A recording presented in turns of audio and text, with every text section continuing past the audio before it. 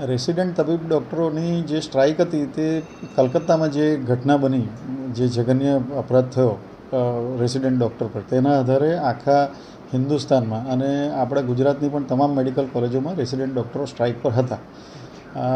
સુઓ મોટો દ્વારા જે રીતે સુપ્રીમ કોર્ટમાં આ મેટર અર્જન્ટ લેવામાં આવી અને જે કંઈ એના જજમેન્ટની ચાલુ થયું કામગીરી, તેનાથી સંતોષ વ્યક્ત કરીને ઘણી જગ્યાએ સ્ટ્રાઇકો ખેંચવાનું ચાલુ થયું. અમદાવાદમાંથી બી ખેંચાઈ ગઈ અને પછી એના એ ઉપરાંત જે કોઈ લોકલ ઇસ્યુ થોડા હતા, જે લોકલ ઇસ્યુ જે સિવિલ હોસ્પિટલના વહીવટીતંત્ર દ્વારા સોલ્વ થઈ શકે એવા ઇસ્યુ હતા. તેમાં દાખલા તરીકે એમને એક સીસીટીવી કેમેરા વધારે જોઈતા હતા, થોડા સિક્યુરિટી ગાર્ડની સંખ્યા પોઈન્ટ્સ વધારે જોઈતા હતા. તો અમારી મર્યાદામાં 10% સુધી લઈ શકાય બેઝ પર 15 સિક્યુરિટી ગાર્ડ અર્જન્ટ વધારવાનો આદેશ કર્યો, જે ટ્રોમા સેન્ટર અને કિડની બિલ્ડિંગમાં જે નવા વોર્ડો ચાલુ છે એમાં રાઉન્ડ ધી ક્લોક રાખવામાં આવશે.